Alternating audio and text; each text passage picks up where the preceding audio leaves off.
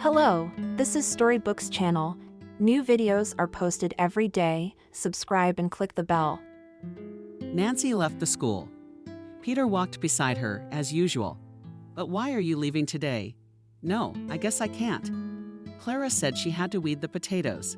Nancy sighed. Ever since her father had brought that woman into the house, Nancy's life had been a living hell. Clara had looked for gain everywhere, and of course she had found it. Father worked in town, a week there, a week at home.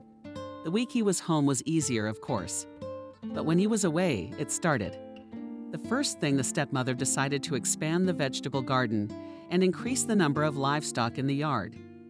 Dad supported all her ideas, and Clara said, "As soon as the farm starts to bring profit, you can quit this job and work at home." "It would be good, Clara. I miss you and my daughter."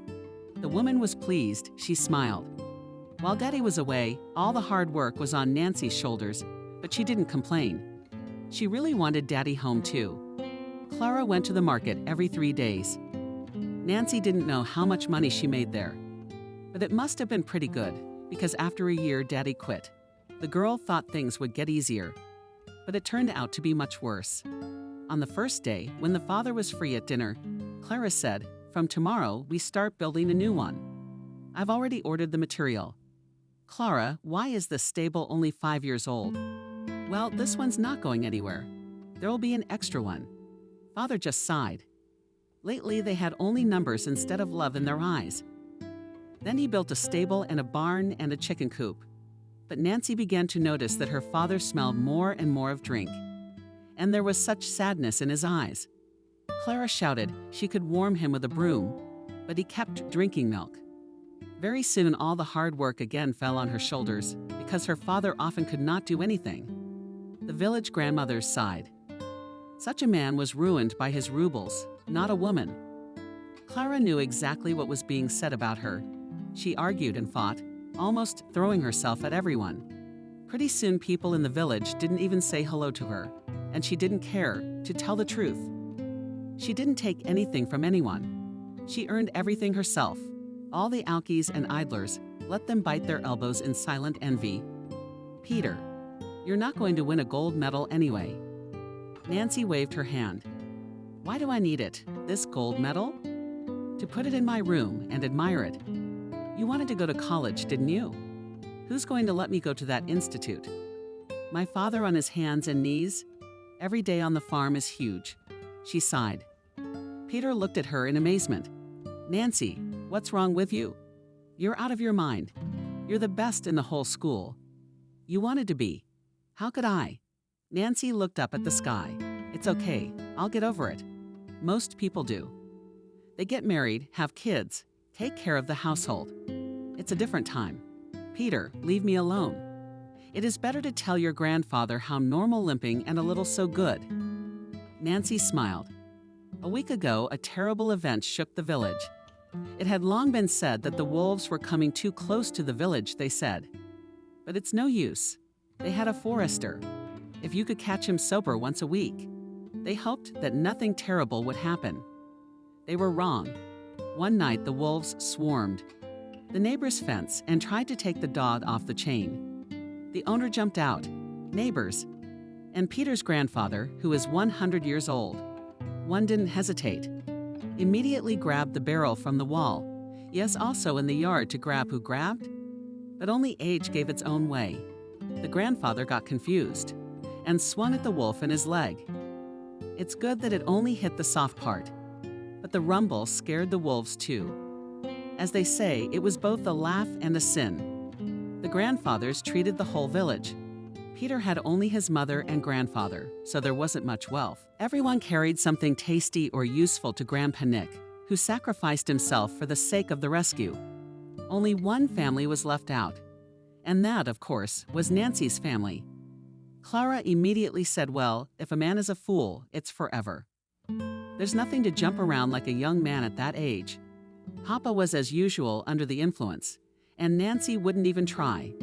She was never listened to at all. "You told your grandfather to correct himself. Listen, Nancy, which field are you going to weed?" "The farthest one, the one behind the village. So let me come and help you." "Don't, Peter. No need." Don't you have your own things to do?" Nancy said she realized that Peter would come and help, and they could spend the saved time on the river. And it made her so happy. And it appeared that you were all with Peter and 3 horses. You'll be on the street in no time. If you were a person, you'd be a country bumpkin nobody needs. Wouldn't you look at normal people? Nancy didn't even pay attention. That's how her stepmother always greeted her. Not Peter, not Peter, not Peter, not Peter, not Peter, not Peter. She'd think of something else. No matter how Nancy arrived, she'd be bombarded with accusations from the very doorstep. What she's hiding? Your daddy dragged your drunkard around on his back. Your back is gnawing at you too. Don't even think about it. Don't forget you're on potatoes. I remember about your potatoes. Nancy couldn't hold back any longer. She wanted to shout and stomp her feet, but she realized that the task would then fall on her head even more. Why is she mine? Are you guys eating with your daddy? Or maybe you eat air? Clara put her hands to her sides. Nancy realized that a scandal was about to break out, and it would look like a one-actor play, so it wouldn't come to that.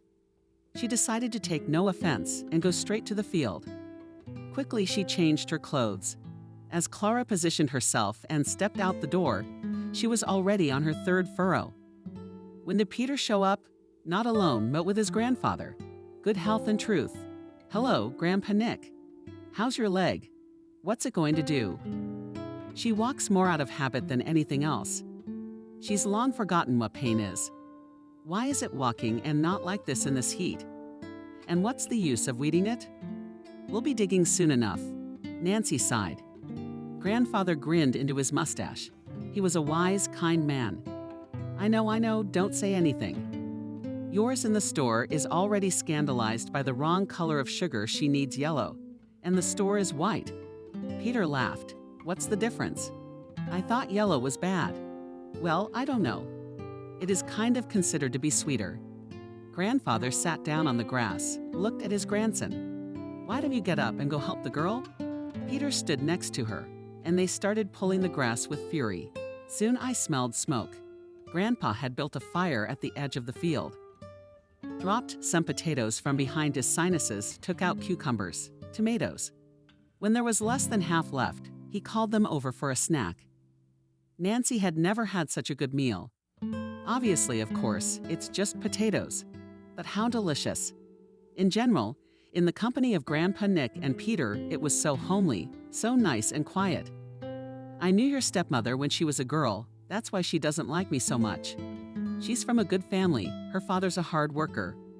Her mother killed his wife, and she's already driven one man to his grave. But she didn't get anything from the big farm. Her sister came to the funeral, and it turned out that the house and everything that belonged to it belonged to her. Only that Pebbles didn't tell her about it. In general, the stepmother lost everything. Then she's stuck to your father. Nancy stretched out thoughtfully. I wonder if Dad knows about it. Is Dad so in love with Clara that he doesn't notice? Yeah, there was a time when they were dating. Didn't anyone say anything to him? I can't help you there. I haven't seen your father in a while. And if I do, he's in no condition to talk. He drinks a lot. He drinks a lot. This guy was drinking at her place. Nancy at night, when she was already asleep, decided that as soon as she finished school, she'd go somewhere and take her father with her. He'd quit drinking, she'd make him, she'd talk him into it, and they'd get along. They'll be fine. And this one's got to run this place by herself. And winter was a little easier. Didn't have to be in the field, didn't have to be in the bed. Nancy even went for a walk once in a while. Peter, like a faithful guardian, was always there. To be honest, sometimes I'd like to be without him. But somewhere he'd take offense. In general, Nancy had more and more often thought that she should just marry well. Molly is only 2 years older than Nancy, and she got married in the next big village. Her husband, though older, treats her like a porcelain doll. Molly's mother told me that he takes her to school in the city by car and takes her back. Not only does he have a car, but he doesn't let her study. If Nancy could find such a man, she'd marry him right away. Is Peter going to find a new subject in her life? On the other hand, Nancy realized that such luck was not common. Spring had come. Graduation exams loomed ahead. And what? and Nancy didn't know yet. There was no talking to her father about it, but her stepmother, much less what she would tell her. And also, understandably, well, something had to be done. So Nancy made up her mind, choosing a day when the stepmother was in a pretty decent mood. Nancy sat down at the table in front of her. Clara, yes, she took a break from her calculations and looked at Nancy. That I should talk to you. The stepmother put aside the papers. Her face was serious.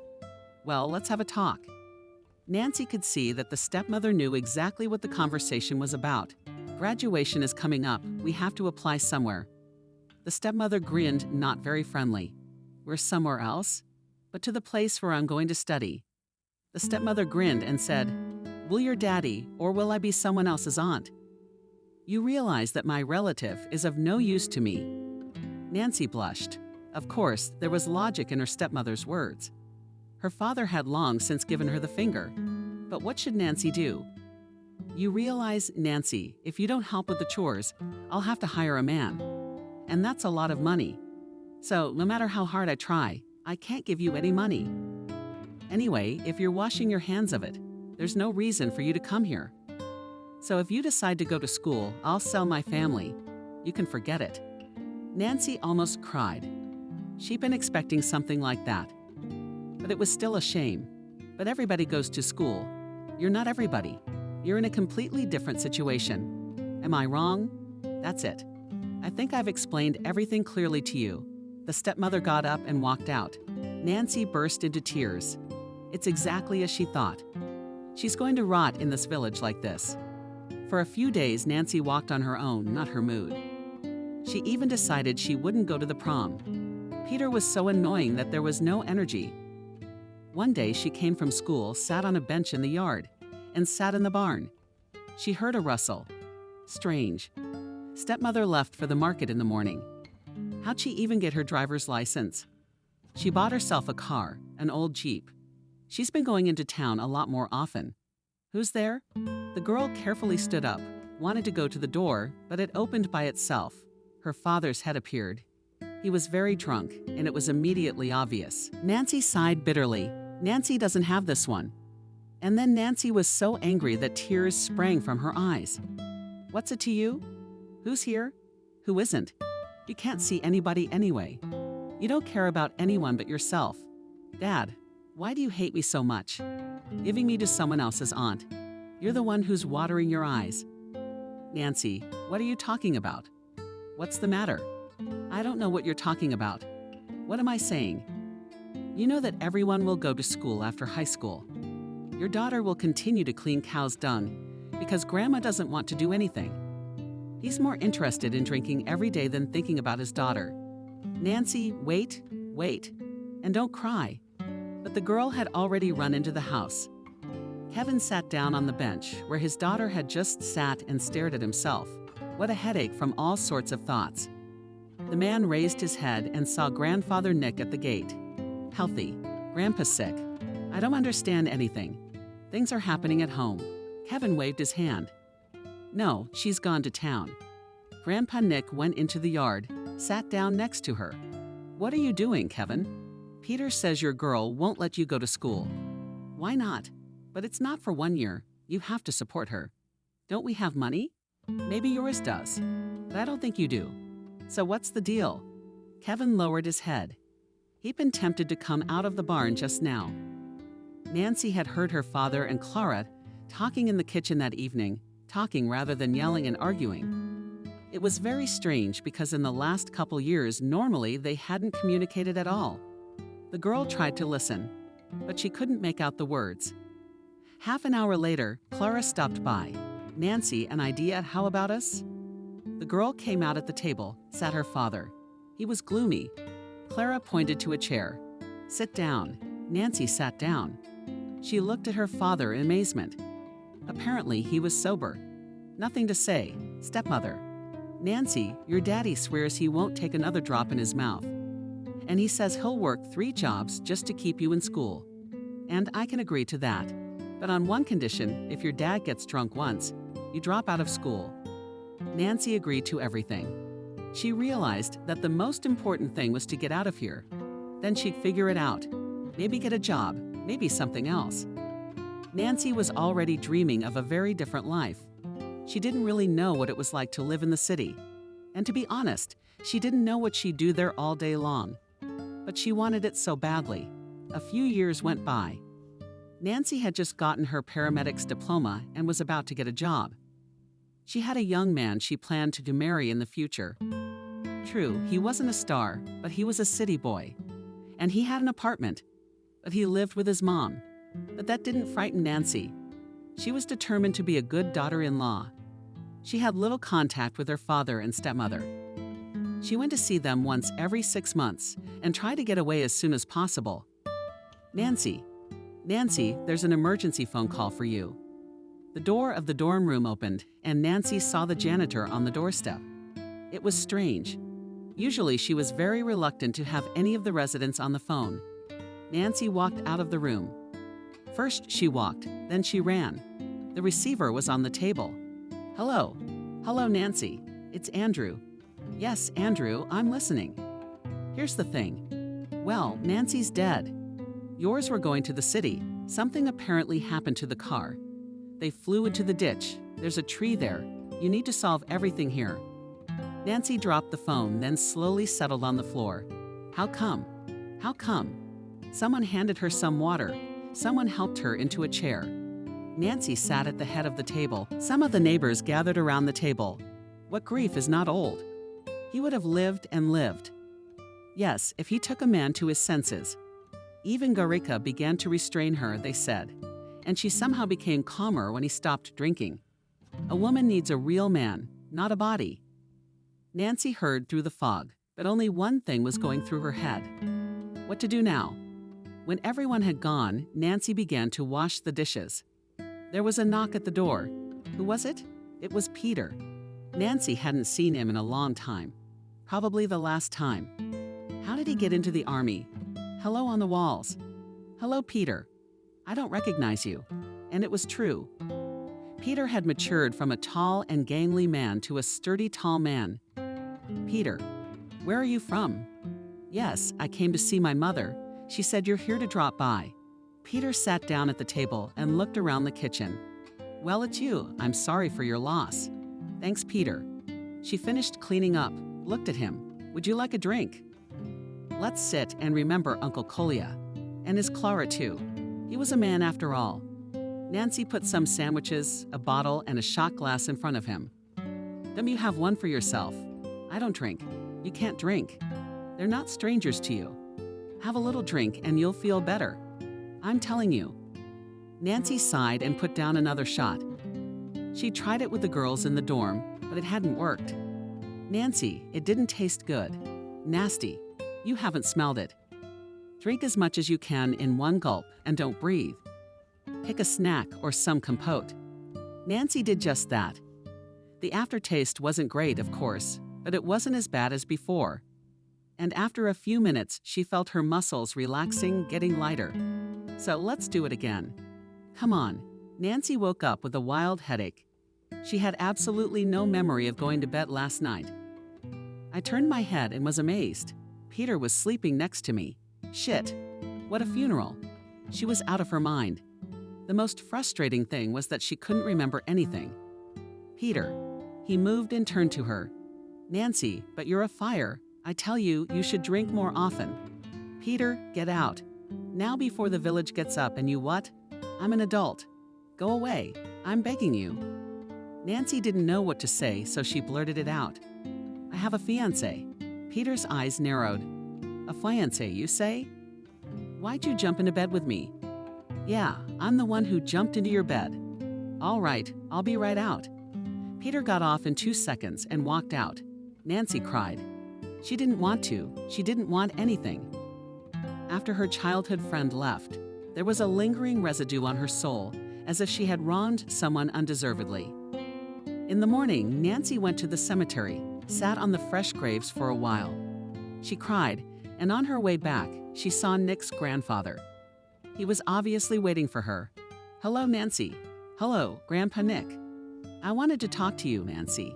The girl blushed thickly. Old man, I haven't slept at all. Not at all. But I haven't slept today either. You know Peter is mine. I saw how he jumped out of your arms. He's going to town today. Mother's crying, and my heart's breaking too. He came here and promised to stay. What happened? Nancy. What could Nancy say to him? She thought that if she told him everything, all her dreams of the city, of city life, would come to an end. She loved the country, of course, but not so much that she couldn't even try to leave. And on the other hand, Peter, he had become such a city girl, her suitor was nowhere near him. Grandpa Nick, nothing happened. It was just sitting around. Nancy walked around the old man and down the path. She could feel his gaze burning her back, but she didn't turn around. 3 days later, she was leaving. She'd seen a glimpse of Peter still here, so she calmed down. Well, good, as much as she doesn't like him. And to connect her life with him she does not want. She knows him. Counting from diapers, what can be interesting in him? She's already packed her things and checked everything. What's off? What's not? Behind the household while the neighbor watches. Nancy promised to give her a young chick for it. The neighbor, the mother of the Molly that Nancy had once envied, sighed. Don't you worry, Nancy. I'll review everything. I'll do everything. Ninka will help. For the tree. Thank you. It's not easy for us right now. Molly, is Molly here, Nancy? Where would she be? She was married. You said it was fine. Aunt Kathy waved her hand. What was I supposed to say? That I got married over the summer, and there wasn't a day that went by without a beating. But I'd put up with it as long as I could. Then I had the baby in my arms. We barely fought off the bastard. Nancy was confused. Molly's life had been an example to her for so many years, and now this revelation. The neighbor left. Nancy sat down in the driveway. Nancy, that was Peter's voice. Is something wrong? She ran outside. Peter was almost to the door. Nancy, Grandpa's sick. Help me. It's the paramedic. Our paramedic's on his 3rd day. Nancy rushed into the house, grabbed the first aid kit she always carried in her bag. Didn't even lock the door, so she ran. Peter was running beside her, and he said he'd been pale in the morning, breathing hard. And at lunchtime, he got up from the couch and sat down again. I asked him what, and he just waved me off. He's not feeling well at all now. Nancy, help me. She stopped abruptly, so much so that Peter ran into her, because I'll do what I can, but you have to understand. How old is Nick 94's grandfather? He sighed like he was going to cry. Nancy silently skipped onward. Grandfather was very ill indeed. He was lying on the sofa and breathing with difficulty. Nancy immediately realized that he had a heart attack. She crouched down beside him and rummaged through the medicine cabinet. An hour later, he was feeling much better. Grandpa Nick, do you need to go to the hospital? I'm not going anywhere. That's all I need. I'll die at home. Grandpa said indignantly, What do you mean, die? Get those thoughts out of your head. Grandfather grinned, looked at his grandson. Do you think that at 94 life only begins? No, grandson. Everyone has his own destiny. And it's foolish to try to cheat fate. I've had a good life. Guys, everybody who's turning 70 has already cleaned up. Nancy and Peter went outside. Peter, I don't know what to do. To be honest, Grandpa Nick's condition is not good. He's not going to the hospital. I know my grandfather. Nancy looked at Peter, realized that he really cared about his grandfather. But you say the paramedic is drinking, and I have to go. Go. Peter wouldn't look at her. Peter, but I really need to go to my new job. No one's waiting for me. It's not like I'm holding you back, and I understand. Thanks for coming to see you off. Did Nancy shake her head? No, you don't have to. Go on then. There's a bus in an hour. Nancy walked down the street. After a minute, she turned around. But Peter was no longer in the yard. For the first time in her life, she wanted to stay in the village. She walked around the yard, figured out the dog behind his ear, then sat down on the bench. What am I going to do? She sat like that, looking at her watch. The bus had long gone. And what will she go tomorrow? Talk to Andrew, tell him what prospects in the village. And there's no problem with money here. What a farm she has. Nancy didn't know whether she was doing the right thing or not, but she had to decide something. She went to bed with a heavy heart. In the morning, she decided to go. What to do here? When the bus came and she got on, she saw Peter running to his house. Then he immediately closed his eyes again. Grandpa Nick had died. She learned about it from Sveta the girl, from their village I met by chance in town. Nancy tried not to blame herself. She understood perfectly well that Nick's grandfather would never get out. But she realized what Peter thought of her. A week later, she went to Andrew. Strange that he hadn't shown up in the meantime. His mom opened the door. Nancy hadn't seen her yet, and to be honest, she kind of scared her right off. "Hello, Andrew's home. Who are you?" "Not Nancy." "Nancy." The girl tried to smile. "You shouldn't come here anymore, Nancy." Andrew met a nice city girl. Well-mannered. She was taken aback. "What do you mean, met?" He knew I was going to the funeral. But he knew what? "Tell me what you can give to your family. You don't have a job yet. No parents to help now." Nancy even began to gasp for air at such accusations, then spoke out. "Well, yes, I guess it's nothing you dream of, is it? But only if the house I've got is worth more than your apartment or the farm, for which I got a very large sum. But you don't care about that now, do you? Goodbye." She ran downstairs. Tears rolled from her eyes. The steps merged into one. That same day, Nancy threw all her things into a suitcase and left for the village. Yes, fuck it all. People live in the village, especially with her profession. In the evening, someone knocked quietly on the door. Yes, there was Andrew. "Hello, Nancy." She threw herself on the back of a chair and looked at him with interest. God, what did she see in him? He was a skinny, long guy with glasses. Pale hands, pale forehead, sweating all the time. She's like her mom said, "You're letting out a rich bride." "Why would you do that?" "I just missed you." "I missed you." "That's good." "I said some things to your mom in there." "It's okay. My mom's not a very good character. You'll have to forgive her for not talking to her so nicely the whole time they knew each other." Nancy suddenly burst into tears. "It's a shame. Is she so ugly that you can love her for her inheritance?" "Andrew, you see, what's the matter?" Nancy looked at Andrew, who was sitting on her bed, and grinned. "You're a very good man. Do I need you that much? I inherited a lot of debt." Andrew from the villages. "What debts?"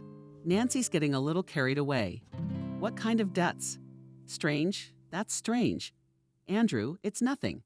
I just remembered I have to go somewhere urgently. I'll meet you tomorrow." He quickly sneezed on those slits and vanished. There's no other name for it because Andrew never stomped. In fact, he looked more like a ghost. Nancy threw herself on the bed and burst into tears at what was wrong with her. What? She'd gotten a pretty good education, so she fell asleep and thought. In the morning, I packed all my things. She got on the bus. She went out and looked around. But isn't it beautiful? At the edge of the village, construction was boiling. She heard they were building a new club. It will be called the House of Culture. You can live anywhere, and the saying, "Where you're born, there you are." You shouldn't forget it at all. She entered her yard and left the yard with new eyes. That's good. There's the house. I haven't seen Peter Nancy.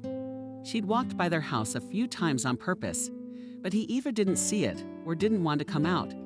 Probably the latter. It's all right. He'll get over it. He'll understand, and they'll make up. Nancy realized more and more every day that she wanted to be with him, wanted to live together, to have children together. 2 weeks passed. During that time, Nancy sold most of the farm, keeping some for herself, of course. She also became very good friends with Molly. They hadn't talked much before because Molly was older. Nancy didn't recognize her at first. Skinny, kind of brooding, but then she got over it. They got to talking. One night when they were having tea, Molly asked Nancy, "What do you think of the job?" "I don't know. I'll have to go to the headmaster, see what he suggests, or the nurse's station." "There's a paramedic." Molly laughed too. "What kind of paramedic is he?" "Well, you know, it's embarrassing to put a man down like that. Stop thinking about people. They're alcoholics about it." All night Nancy thought about it. It's true, nobody thinks about her. Why should she? Especially since Molly's right not to. In the morning, she picked up her papers and headed for the office. Andrew used to be called chairman, but now he's a director. What difference does it make, really? He was the one who dealt with all matters in the village. "Oh, Nancy, they told me you were back, and I thought it was for good. Or is it business?" "Business, Andrew. It's about the principal's job. Rubbing my hands together. So you're back for good, not running away." "Yeah, it's not in the plans yet." He looked at her real hard. "See, I'm gonna hire you now. You later. Come on, Andrew. I'm not 18, I said I'll be here." After an hour of negotiation, when the acting paramedic was called in and sprayed around with fumes of booze, he thanked her profusely for getting rid of such a responsibility. Nancy received the keys to the nurse's station in her hands. She stared at them in amazement, but she was a real person now. Straight from the office, she went to the nurse's station. The grass is higher than the fence. The path is narrow to the door. Yeah, the old paramedic didn't bother much. Nancy's had enough and rolled up his sleeves. Now she can do what she really needs to do. No one showed up at the nurse's station. At least 2 weeks. Dust lay everywhere. The few instruments that had been messed with piled on a table. An hour or two later, the door opened and Nancy heard Molly's voice. "Nancy, are you here?" Nancy looked out here. "Where else would I be?" Molly laughed. "Oh, I can't. Have you seen yourself?" Nancy wiped the streaks on her cheek, fixed her hair, which immediately jumped back into free flight. "Come on, neighbor, help me out instead of laughing. It's a two-handed job." The work went faster. By evening, the insides of the medical center were shining and glistening. They walked out. Nancy sighed tiredly.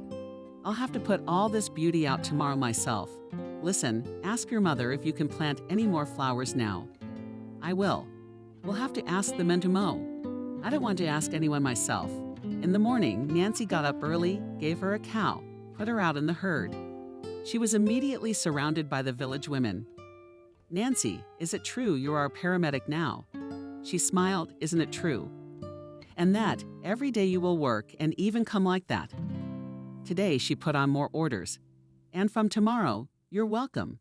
Just think, just a little while ago you were a girl running around, and now you're a doctor.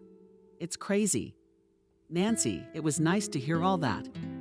She was starting to feel proud of herself. I mean, what did she need in that town? She's got everything. A big house, good money, a job. And if she works hard, she'll get a lot of respect. And then maybe Peter will hear about what she's like, and he'll come to her. Nancy realized that they were adults, that they could talk. But she knew Peter well. He wouldn't be the first to talk. On the first day that the nurse's station was to be open, Nancy, before she reached it, saw a crowd of old ladies outside. She realized perfectly well that today she would have an exam.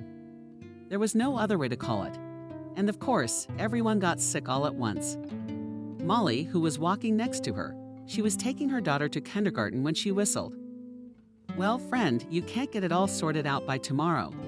Nancy smiled. "It's okay, I can handle it." By lunchtime, the line had visibly settled down.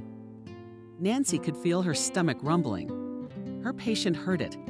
When did the appointment end? She came out and said, "Takshi. Our doctor's tummy's already rumbling. Give me some tea at least, girls." Everyone agreed without complaint, for which Nancy was very grateful to him. Half an hour later, she looked out into the corridor a little more rested and cheerful. Who was next for health? By evening, all the old ladies went home satisfied. The director dropped by and asked if he needed anything. Nancy, with a nice smile, handed him the list and added that it was very urgent. The principal looked perplexed at the double sheet, which had been and written off on all sides. "What is all this stuff anyway?" "Yup, everything, nothing could be left out." He scratched the back of his head. "Didn't I overreact by putting you in Peter's place?" Nancy remained silent. Andrew sighed and walked out. She never saw Peter again. Then Molly told her he was working on some city job, felling timber into plots. He only comes home on Saturday to pray, sleep, and then go back to the woods. But not the same ones at his house. It's been 2 months since Nancy started work. The grandmothers were happy. That's the main thing. At that age, they don't want medicine so much as attention. Of course, there have been younger people who've come in. Nancy had 2 of them rushed to the hospital. one man with appendicitis, the other with kidney pain. I mean, Nancy couldn't be 100% sure without tests. But it looked a lot like stones. As it turns out, she wasn't wrong. The hospital said a couple more days, and there'd be no one left to treat. It was the end of a normal workday. The weather was bad outside, so there weren't many patients today. Nancy was just about to close the medicine safe when the door slammed, and someone yelled, "Doctor is doctor." Nancy jumped out of the office. "Peter," Nancy almost fainted. Peter was in such a state. "Daughter here." One of the men looked at her fearfully. "Here on the couch." Peter was put on the couch. "Somebody get Frank. If he's sober, get him over here." The younger one nodded and ran out of the infirmary. Nancy, on the other hand, examined Peter several times on the head. "Looks like the bones are intact. The wounds are superficial. His arm is hanging by a whip from his shoulder. Look, we need to avoid the city. If possible, the forest is the only place where our men can make money. If this gets out, we'll lose all our jobs. Are you crazy? A man can die." "I understand. I'm saying if it's possible." Lucky for Nancy, Frank was sober. He walked briskly into the office. He glanced at Peter. "What do we do? Let's take it one step at a time. Let's start with the head." An hour later, Nancy put in the last stitch. Frank smiled approvingly. "Good job." Peter opened his eyes. Nancy, lying quietly still. He smiled again and closed his eyes. The arm turned out to be dislocated. Frank helped. Peter screamed and finally passed out. "Nothing, just a little soreness, that's all." Peter's mother literally flew into the nurse's station. She threw herself at the man who asked not to send Peter to town, that he was satisfied. Sitting there, "You better fall through the ground, Gad." The man turned away from her clapping and said nothing. As Frank explained, he was the cheerleader. "Calm down, Vanessa. Like you don't know your son. He's the first to go everywhere." A woman looked in on her. "Nancy, don't worry. Everything will be fine. I'll be here with him till morning. I'll stay with you too. You don't have to. I'll be fine." Peter woke up in the middle of the night, looked around the nurse's station with a hazy gaze, stopped it on Nancy and Nancy sleeping at the table. Dropped off. "Peter, how are you feeling?" "Who knows? Not so good. You're very lucky. You only took the glancing blow to the head." "Yeah, lucky. So lucky." Peter was transported home in the morning. Vanessa, his mother, thanked Nancy for a long time. Then she said, "Nancy, you're coming." "Well, of course, I'll come back every day to change the bandages. Treat them. Then the live ones have to come off." Nancy ran to Peter's house every day. Except the easier Peter got on him, the gloomier he looked. One day he said to Nancy, "You can go no more? Peter, you don't have to." She realized he wasn't talking at all about her looking after him as a doctor, but specifically about their relationship. Tears came to her eyes. "You're sure?" "I'm sure of it. You said yourself you wanted to marry a city man, so I'll stay out of the way." Nancy wanted to say something, but Peter beat her to it. "Anyway, I'm getting married soon. I got a fiancé." Nancy ran out of the house like a scalded man. All the way home, she ran and cried. She calmed down a little at home. It's just Peter freaking out. Anyone would freak out if they were him. Well, he'll calm down a little, and then they'll talk. Time passed. Peter didn't make any moves. Then she found out he'd gone into the woods again. Nancy was furious. "Oh yeah, to hell with you. William's been after her for a long time. The boy from the neighboring village. She'll get Peter." A day later, William showed up with a chocolate bar. He sat in silence. Then he said tomorrow's a day off to the club. "Some artists are coming. Why don't we go?" He said he was hopelessly sure he'd be turned down. "Shall we go?" William jumped, didn't he? "I'll pick you up at 6 o'clock tomorrow." "All right then." Nancy felt absolutely nothing for William, not disgust, not sympathy. It was just the man and the man and the man. All that was on her mind was Peter. Had he really told her the truth? No way. He was just trying to annoy her. Nancy was sure of it. It was all right, Peter. She could be angry too. Of course, she knew perfectly well that it was all a kindergarten, but she couldn't help it. It wasn't nice to William. She didn't promise anything like that, though. He didn't say anything like that. He invited her to a club. She said yes. William knocked on the door. Minute to minute. Nancy wasn't quite ready yet. Yeah, come in. He went in, took a look around. It's quite a place. Even bigger on the inside than it was on the outside. Nancy laughed. That doesn't make sense. A house can't be bigger on the inside than it is on the outside. William smiled too and touched the big TV. Do you have a household too? I do. What's a village without a farm? A big one. No, a couple of piglets, a cow, and some small things. The man looked at her with admiration. How do you manage? Nancy laughed. What's a farm? Tears. We used to have a farm. You could drag your feet. You probably know that yourself. Know how. Are you sure? You're not from our village. William sighed. I am. My mom managed to give birth to me. 4 houses left. No road. So we'd sell the house and move somewhere closer.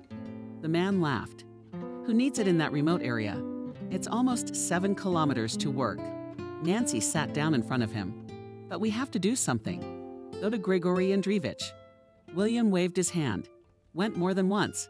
Do you know what he says to me? He says that in my family there is only one worker. It's not profitable to give a house. It's better to give a house to a family with several workers and children. Nancy shook her head. On the one hand, the director could be understood. But on the other hand, what should people do? Half an hour later, they walked towards the club. The crowd was apparently invisible. People from all the neighboring villages came to see the town's artists. She saw Peter. Her heart clenched, and Peter noticed her and immediately disappeared.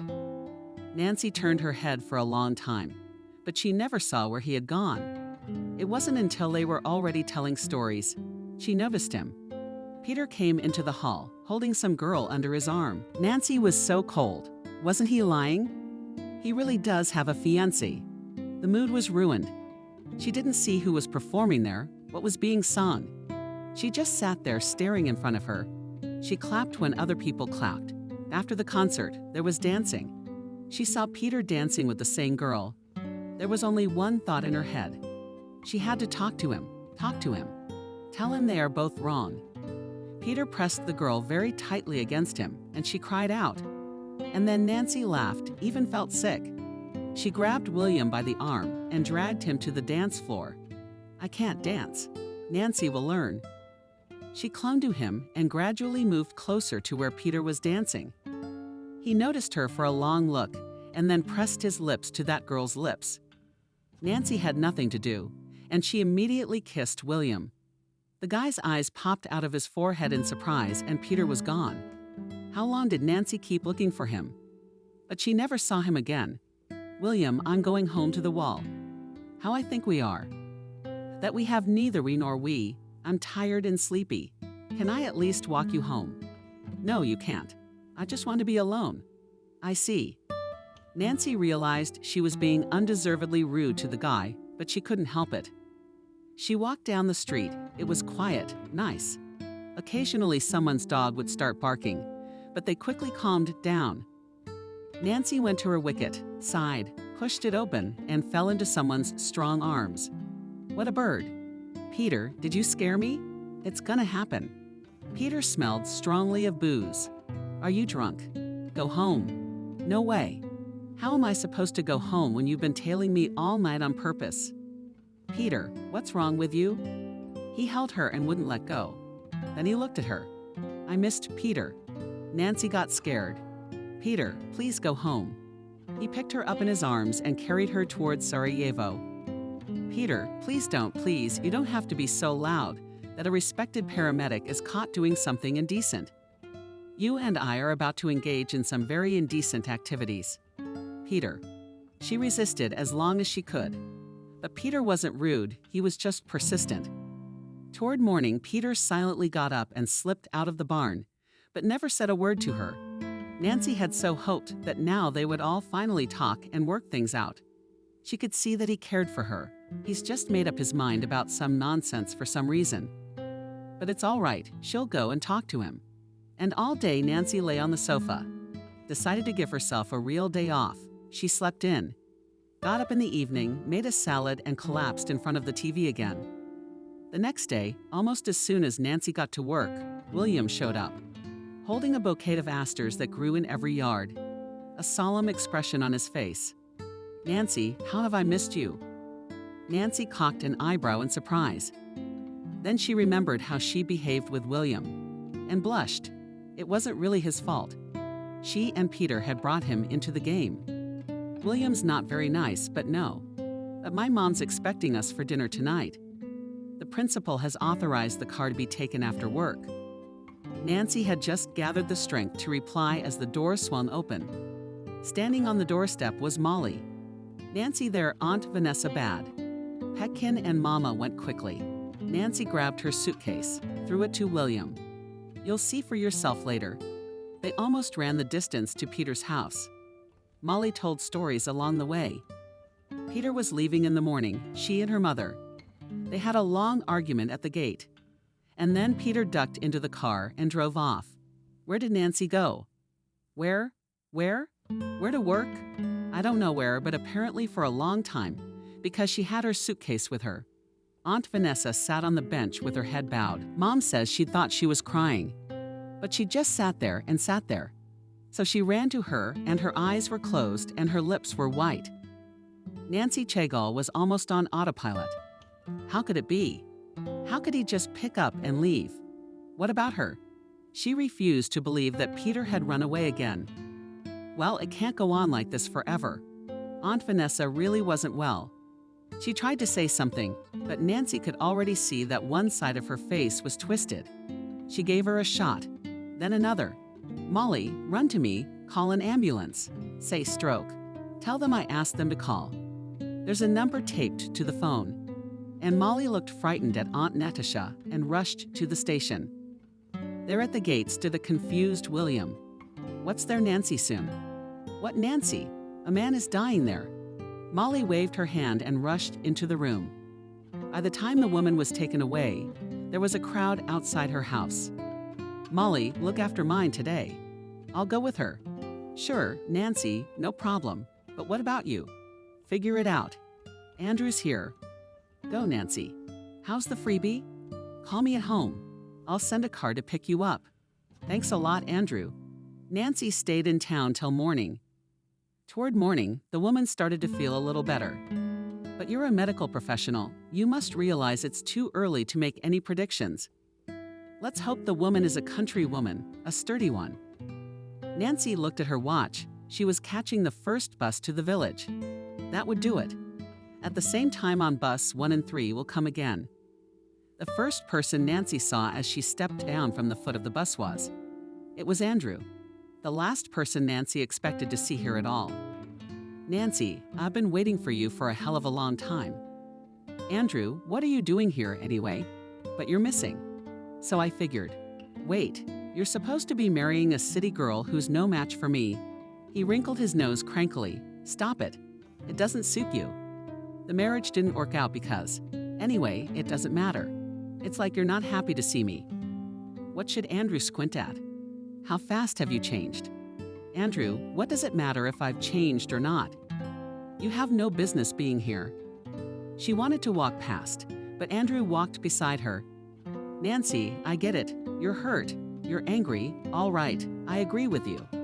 But I think we know each other well enough to overlook little things like arguments." "Andrew, you really don't get it, do you?" Nancy stopped. "You can go back to your town in peace." "Nancy, what?" "I think we'll at least talk." "Are you giving me tea?" "No, I'm not giving you tea." "Nancy, I'm having difficulties. And I don't need support both mentally and financially."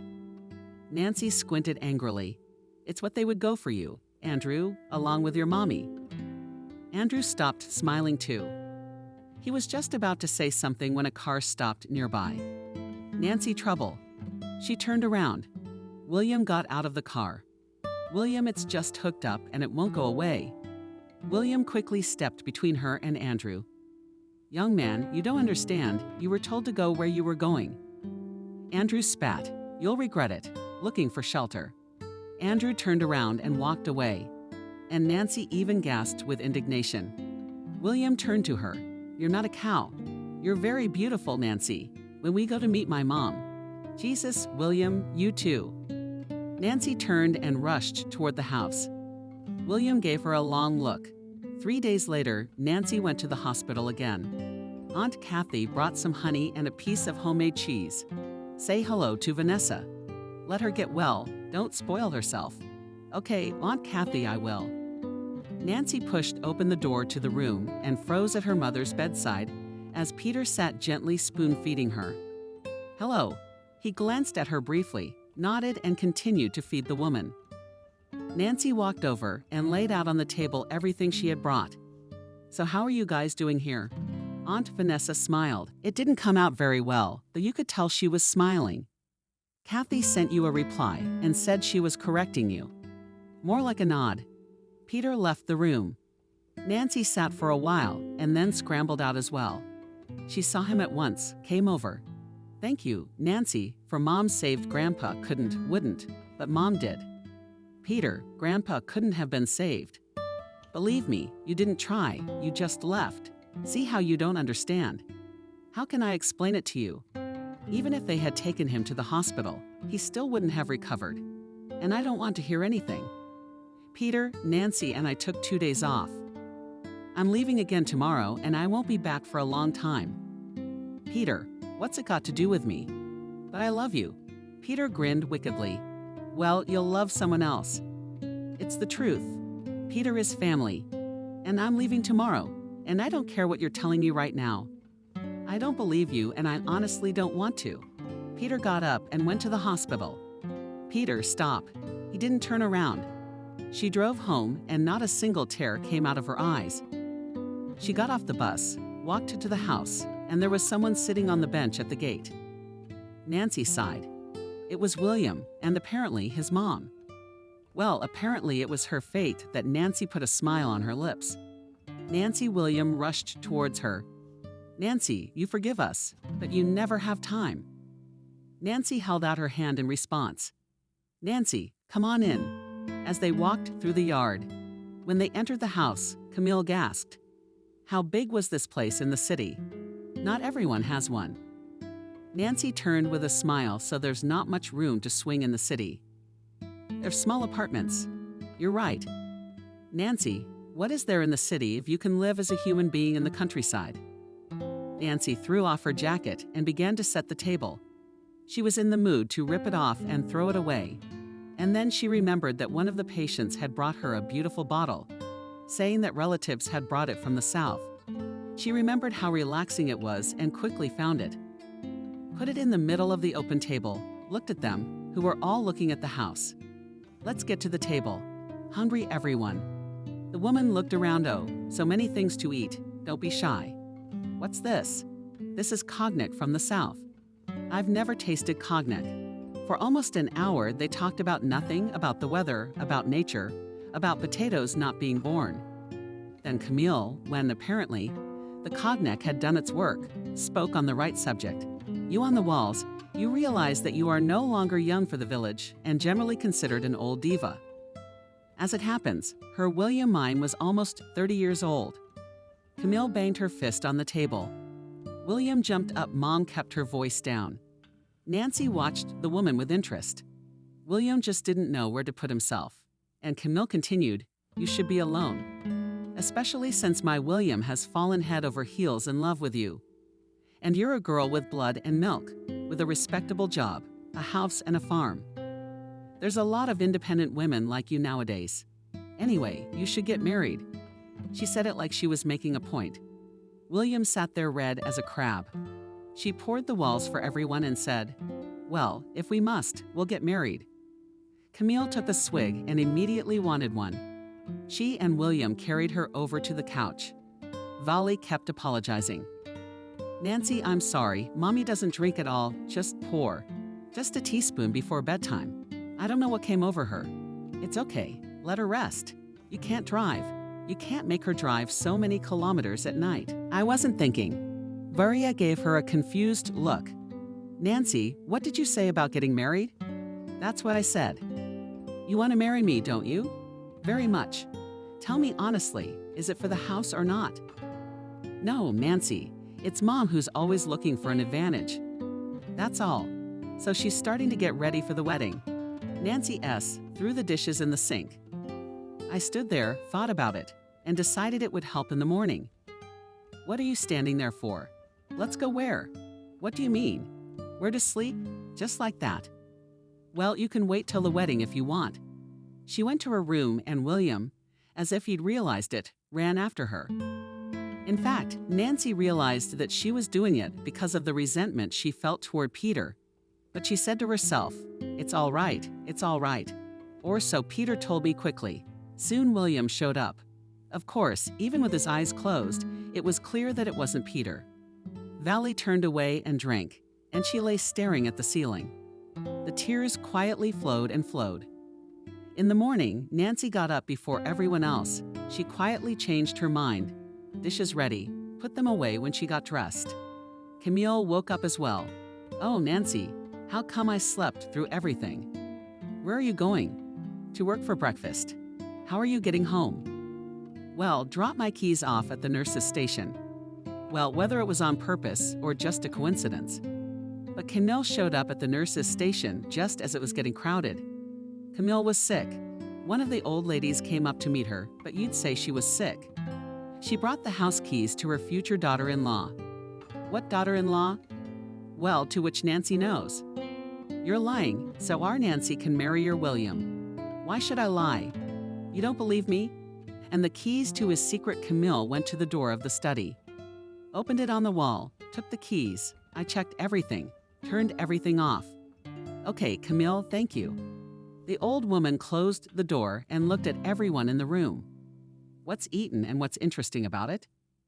My William is so bad, he's not fit to be Nancy's husband. The same old woman laughed. No, why not bad? Not bad only or not very bad. But neither is your whole family. And Camille Evil flashed his eyes and headed for the exit at the door and stopped. He who laughs last laughs well and left. The old ladies whispered for a long time. One of them summed it up. Well, if you are 28 to 29 years old, you will marry a goat. The old ladies nodded, but still some feeling that everything was wrong did not leave them. Almost a month passed. William visited her often, but not as often as her future mother-in-law. You could say she moved in with Nancy completely. Sometimes she could cook dinner, but more often she just relaxed and almost never did the dishes. Nancy didn't pay any attention to that. She paid no attention to anything at all, because she had other things on her mind right now, not happy thoughts at all. The fact was that Nancy was pregnant. She herself had only found this out a few days ago after doing some calculations. Nancy realized that the father was definitely not William. She breathed a sigh of relief. To be honest, she didn't want children with William just yet. But she immediately grabbed her head. What was she going to do now? The wedding was in 2 weeks, a wedding to William. A baby inside her with Peter. Nancy didn't know what to do. Didn't really want to be a single mother. Sure, it wasn't exactly ancient times now, but the baby would still have a hard time. If she canceled the wedding in the hope that Peter would come and recognize her child later, she could be embarrassed. Nancy lay awake for several nights and then decided to tell William everything. She couldn't lie to him like that. He's not lazy, but he's still human. We didn't get to talk until just before the wedding.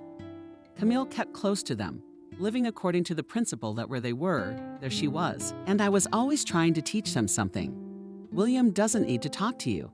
Let's talk. He came home from work and lay in front of the TV. A very serious conversation. William turned off the TV, sat on the couch. Is something wrong? Yes, Nancy sighed. You see, before you, I dated a guy. So we broke up. Then you got married, things got crazy. A few days ago, William got tense. What? That he's back? No, it's worse. I don't see how it could be worse. Worse for you. Anyway, William, I'm pregnant. Not with you. But I'm not terminating the pregnancy. Nancy blurted it all out in one breath and winced at how relieved she felt. William was silent. She opened her eyes. He sat silent, arms lowered listlessly. What's it like now? I don't know, William. I've told you everything. It's up to you." She left the room and then heard the front door slam. Apparently, William had left. Nancy sighed. Well, if he decided to call off the wedding, so be it. Only something told her he wouldn't cancel anything. William came the next day. Nancy, my mom, and I talked it over. Consulted who? Nancy thought she was going to faint at that confession. Mom, of course. You didn't want to lie to her, did you? No, but I thought it was our business for now. No, it's not. I mean, she'll think it's you. But well, that it'll be her own grandchild. Nancy sighed. Maybe he was right, but it was kind of gross, like getting dirty. So what did you and Mom decide? We decided you gave us no choice. Did that sound like that again? Not really, but Nancy just didn't know what to say. Nancy, let's just not talk about it. That's all. We don't know what's ahead of us. William, what do you mean? No, it's just that life is very unpredictable. It seemed like everything had been decided, but Nancy didn't feel very good about the conversation. They decided not to have a big wedding. Camille supported them in what? And rightly so, there's no money to waste.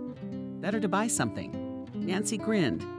Money, considering that it was mostly Nancy who was spending money on the wedding, was funny to hear. Of course, this was not at all how Nancy had envisioned the day from the wedding. It left the impression that they were just paying tribute to tradition. Nancy went back to work and William took a vacation. He said that first of all, he was tired, and secondly, they were obliged to give time off after the wedding. Nancy was already realizing that she was not going to break her leg very much. When the pregnancy was 3 months old, Nancy began to agonize. Yes, so much that just her soul was turned inside out. Whatever she did, whatever she took, she was throwing up all the time. She had already pulled out all her textbooks, but she couldn't find anything. She knew it was common, something she didn't like. Please, I'm going into town tomorrow for 2 days. He's away from the TV. Why do you need all these tests? To get registered. Okay, sure. He went back to watching TV. Nancy sighed that she was alone before she got married and after. That you can't get yourself registered? Nancy laughed. Come on, Camille. You can't do that. You could even be punished for it. It used to be so much easier. You got pregnant, had a baby, and that was it. And now a bunch of tests for all sorts of nonsense only harm the baby. Nancy went back to her room with a smile. It was nice that at least someone cared about the baby. Of course, you can't make Valia love someone else's child, but at least sometimes you can ask about her well-being. In 2 days, the nausea was almost completely gone. Nancy didn't understand anything. The doctor spread his hands. Look for a problem at home. Maybe food. Maybe country milk. You see, we can try to find the cause of what's making you so nauseous. But we'll only know that when you've had the baby. Nancy, and I knew it all too well myself. But try to ride to the city all the time is not good either. I just decided to be patient. That time would pass, and the nausea would pass. But I still decided to diet. Not to eat anything at all. What could it be? She came home. Her mother-in-law asked her what her tests were, what was normal, what wasn't normal. Only then did she let her rest. Nancy first wanted to go to her room, but then she decided to lie down on the veranda. It's a little cooler there. Plus the air is fresh. She was already starting to fall asleep. She heard William and his mother come into the kitchen. The mother was reading to William. Nancy was about to pull the pillow over her ears when she realized the conversation was about her. William, you didn't bring any wheat again. Mom didn't have time. Well, really, there's a whole wagon load of work to do. But get to work. Of course, it's more important. Did you hear that creep is back? What geezer? What Peter? The one your Nancy was having an affair with. William was quiet for a while. How do you know who she was having an affair with? You're the only one who doesn't know. Everyone else knows. So she came back. So what? Nancy's married now. Oh, but God gave her a fool of a son. You want me to tell you what could happen? Well, tell me this. Nancy could physically feel her breathing getting heavier. Peter's back. It was a nightmare, but she barely breathed. And she knew there was a reason her mother had brought William into the kitchen. Her room was very far away, which meant that what they were talking about was not for Nancy to know. And then there was the grass. What kind of weed? Nancy, maybe with honesty. She told you she wasn't pregnant by you. Any other woman would have just kept her mouth shut, and you'd be raising someone else's child. But she's gonna tell you because he's about to have a kid. Who knows how he'll behave, but it's obviously not gonna do us any good. Option 1, he'll tell Nancy that since they share a child, they should be together. The second one is he'll tell her to fuck off. Then when the baby's born, he'll start making demands. Yeah, money grubbing. See, for some reason, Mom thought she'd tell him something. And then for some reason she thought it was gonna be that bad. Because son, I've lived. I also really don't want to go back to our house. Back to your meager paycheck and the basins in the rain. I don't know where you're going with this.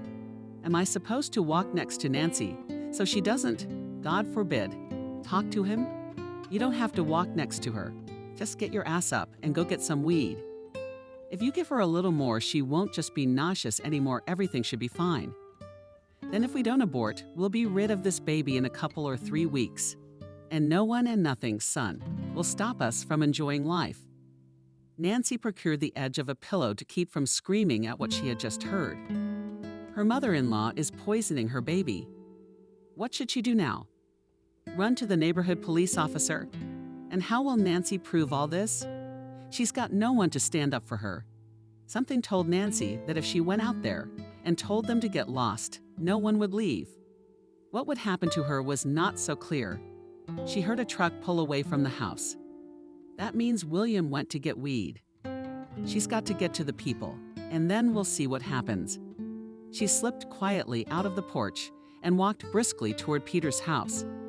She didn't understand why, though of course she realized that if anyone could protect her, it was him. But everything would have to be told. Everything, absolutely. She yanked open the wicket, peeked out. No one seemed to notice her. Took a breath. Who are we hiding from? Nancy shuddered. It was a voice she would have recognized from 1,000. Peter, hello. I need to talk to you. My husband doesn't scold. And Nancy couldn't hold back any longer. At first she just cried. And then she got really hysterical. Peter was looking at her terrified. Nancy, do you have him? That he's hitting you. I'm gonna beat the hell out of him.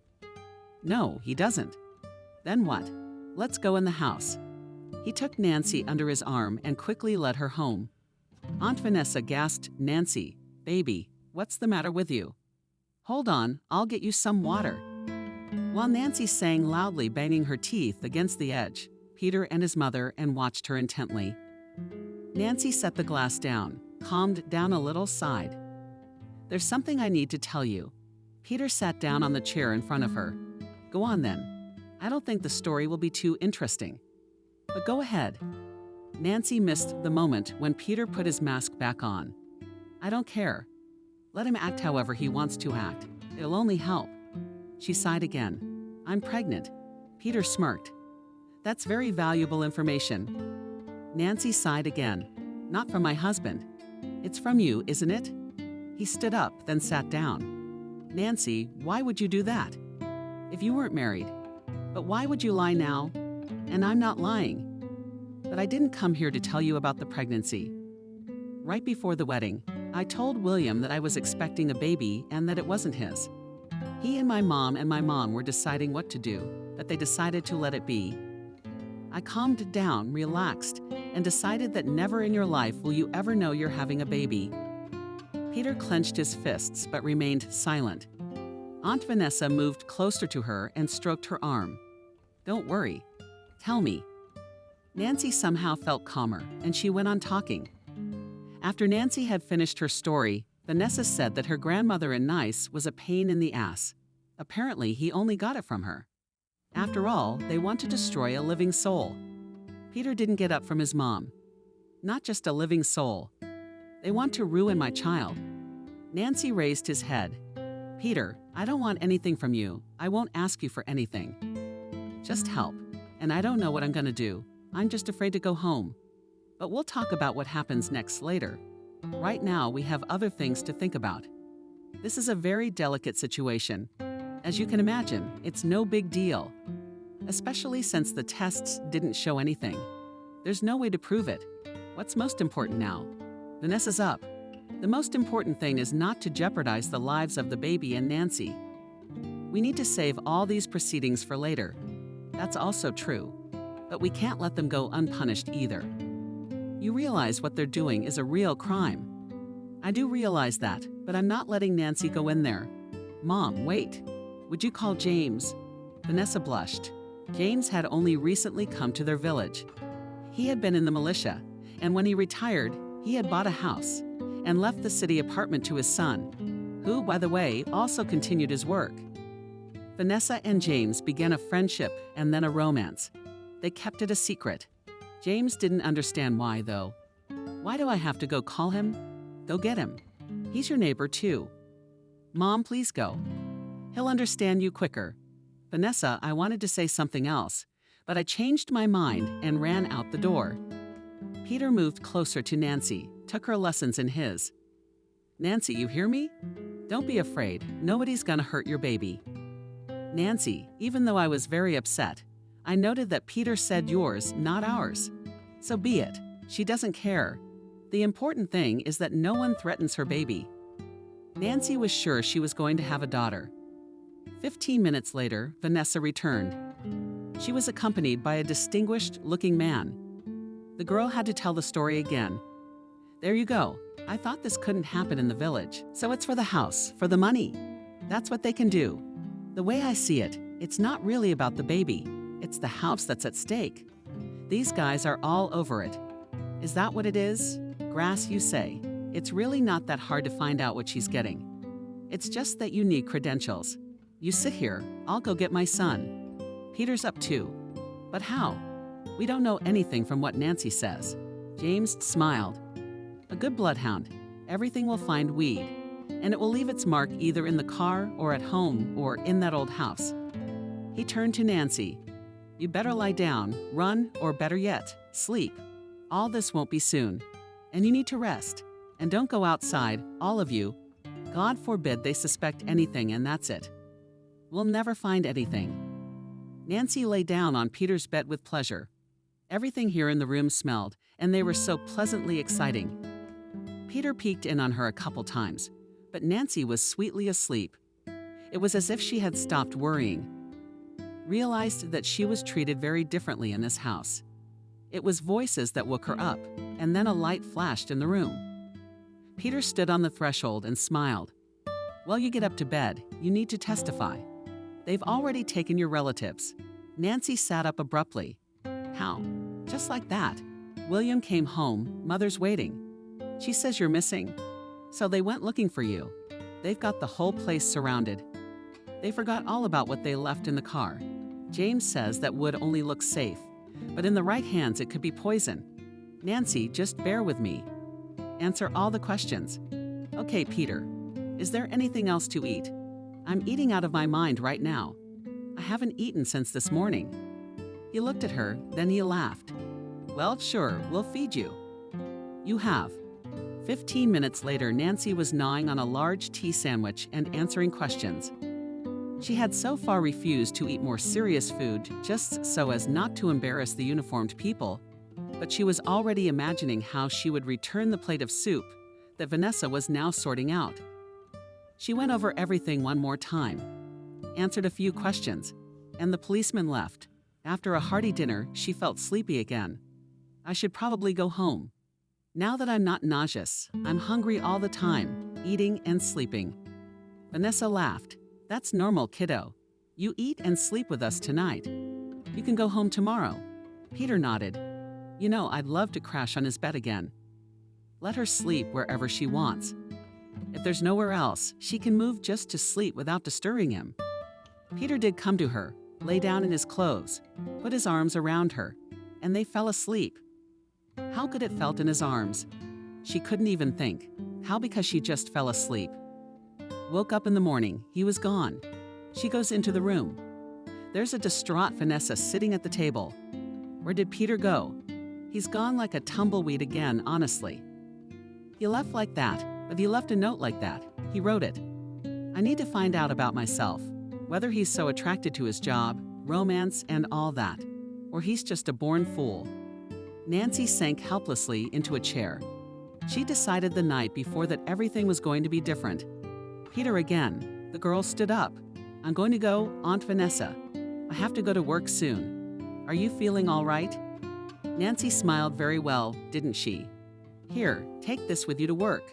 I baked buns and cutlets. Oh, you don't have to, I do. And remember, if my son is a fool. Do you have it? I got it, and I'm not leaving you. Nancy smiled sadly and walked out of the house. Vanessa escorted her out with a look. God, poor girl, she had been through so much. The time passed very quickly. Nancy had only been called to the police once, and then Vanessa and James had gone to court with her. In general, lately she had the impression that she had new parents, that Vanessa and her James were just a kite over her and fed her, constantly tried to see her off and invite her to visit. Nancy didn't resist. She was very much pleased. She had not heard from Peter, and she had given up waiting. She had enough to do. At the trial she felt sick when William and his mother began to yell at each other in public, and at her too. The girl's eyes went blurry. It was a long time ago. The trial ended without her. She called an ambulance in advance. As soon as the very first contractions began, I knew that as long as they would get there, and also the first labor. They brought her to a room with 2 other women. There was still time, and even though the environment and stomach pains were not conducive to conversation, they got to know each other. One woman came for her 3rd child and the other, like Nancy, for her 1st. The labor had gone well. An exhausted Nancy threw herself on the couch. The doctor said, "No, look, you're all from the same room. All the girls here still have a princess." Nancy smiled. She fell into a dream. Thought her princess would be the princess herself. The first one to be discharged was the one who was having her 3rd child. But girls, happily, I've had enough, and I wish you at least one more visit. Nancy laughed. Oh, let's get away from this rosebud for a while. Vanessa called at the maternity hospital. Every day she had come twice already. She was so excited that Nancy almost cried. Well, my princess, home tomorrow. The baby wrinkled her nose and Nancy laughed. Vanessa and James will be coming to pick her up tomorrow. The weather in the morning was as if it had heard that the happy mommy was being discharged from the maternity hospital. It had been pouring rain for 10 days at least. It's sunny this morning. Look at the weather. She was packing. Nancy came to pick you up. She smiled, turned to her neighbor. That's it. Bye. Have a nice day. You hugged her, and you too. Your Peter will definitely come to his senses. Yesterday, before they were discharged, lying in the dark, they had a heart-to-heart. Nancy told her roommate's story. It turns out that her man, as soon as he found out about the pregnancy, fled in an unknown direction. How are you? Oh, Nancy, I'm fine. Mom and Dad turned out to be the best. They won't leave me. I used to hurt them so much before. The nurse took the baby away and Nancy gave her neighbor another big hug and kiss. Be sure to come and visit me. The baby needs fresh air.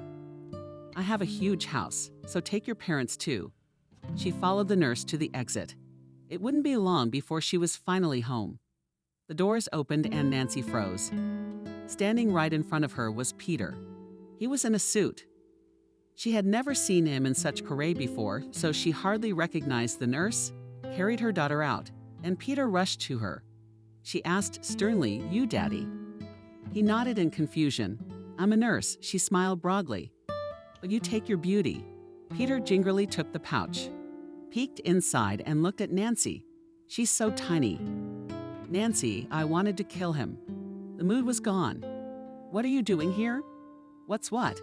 I'm picking you and your daughter up from the hospital. You didn't have to. We did fine on our own. In case you need to leave in a hurry, like you always do. Nancy looked at him angry and Peter looked at her confused. Nancy, I'm sorry, I'm not going anywhere. I don't believe you. She took her daughter from his arms and went down the stairs. Peter stood there for a while. Then he rushed after her. He overtook her, stopped. Nancy, forgive me, you fool. Marry me. Nancy stopped. Did she feel like screaming? Yes, I do. But she restrained herself. I'll think about it. James and Vanessa hurried from the car to them. Nancy, Vanessa's daughter, hugged her. and Nancy burst into tears. Daughter, how long had it been since she had heard someone call her that? They all got into the car, Peter behind the wheel. When the car started, Nancy noticed how carefully he drove around all the potholes, how he drove as if he were carrying crystal.